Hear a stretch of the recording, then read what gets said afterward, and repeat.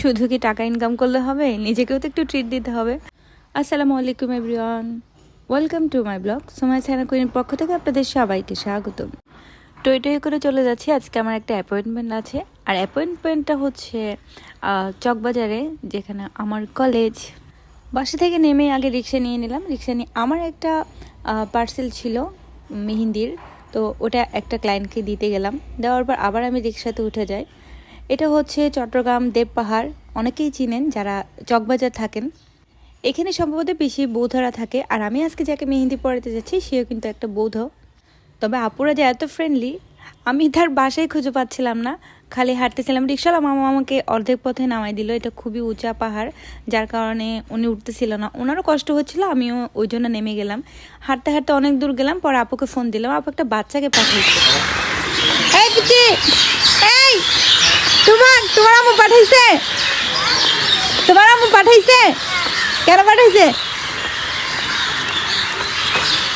মেহেন্দি আর্টিস্টকে নিয়ে যাওয়ার জন্য। আসো।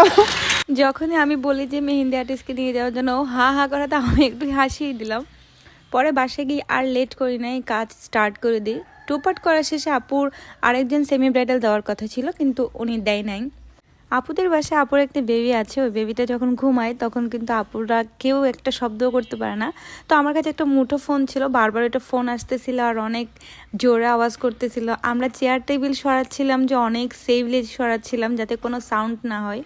এটা হচ্ছে আপুর ফ্রন্টের পার্টটা আপুর রিকোয়ারমেন্টে হয়েছে। দুটোই আপুর পছন্দের কাজ, আমি সেম টু সেম করার চেষ্টা করেছি। আপুরা কিন্তু অনেক অনেক ফ্রেন্ডলি। আমি যাওয়া মাত্র উনি ওনার জীবনের যত কাহিনী আছে সব আমাকে ভিতর থেকে এমনিতেই বলে দিচ্ছে। এমনি কিছু কিছু ক্লায়েন্টরা আছে যারা আমাদের সাথে ফ্রি হতে চায় না, আমাদের সাথে ভালোভাবে কথা বলতে চায় না, কিন্তু আপু নিজ থেকে আমার সাথে কথা বলছে। আমার এটা অনেক বেশি ভালো লাগছে। এই মান্ডালাটা যাকে করে দিচ্ছি এটা আপুর ছোট বোন, খুবই ফাজিল আর খুবই মিষ্টি একটা মেয়ে। ও 2 পার্ট করার কথা ছিল, কিন্তু কেন জানো না ওর মুড চেঞ্জ হয়ে গেছে আর করে নাই। ওর রিকোয়ারমেন্ট ছিল একটা সুন্দর করে মান্ডালা এঁকে দিব আর ছোটো ছোটো করে ফিঙ্গারে দিব। তো আমি ওইভাবে কাজটা করার ট্রাই করেছি। এটা হচ্ছে ওর আরেকটা পার্ট, আরেক হাতে ও একটু গর্জিয়াস করে দিবে, তাই এইভাবে লাগাই দিছি ওকে। ও নিজেরই পছন্দ করছে এই ডিজাইনটা, আর খুব সুন্দর হয়েছিল। ওরা খুব প্রশংসা করেছিল আমার এই কাজের। কাজ শেষে কিছু ভিডিও নিয়ে আমি ওখান থেকে বেরিয়ে পড়ি। নিচে নেমে অটোওয়ালাকে ডেকে অটোতে উঠে আমি বাসার উদ্দেশ্যে রওনা হচ্ছিলাম।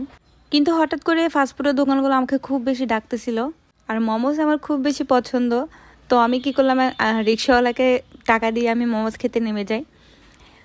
চকবাজারের পাশে যে এরকম ফাস্টফুডের দোকান আছে আমি আগে কখনোই জানতাম না। আমরা যখন কলেজে পড়তাম তখন কিন্তু এরকম দোকান টোকান এগুলো ছিল না। বাসা থেকে টিফিনে করে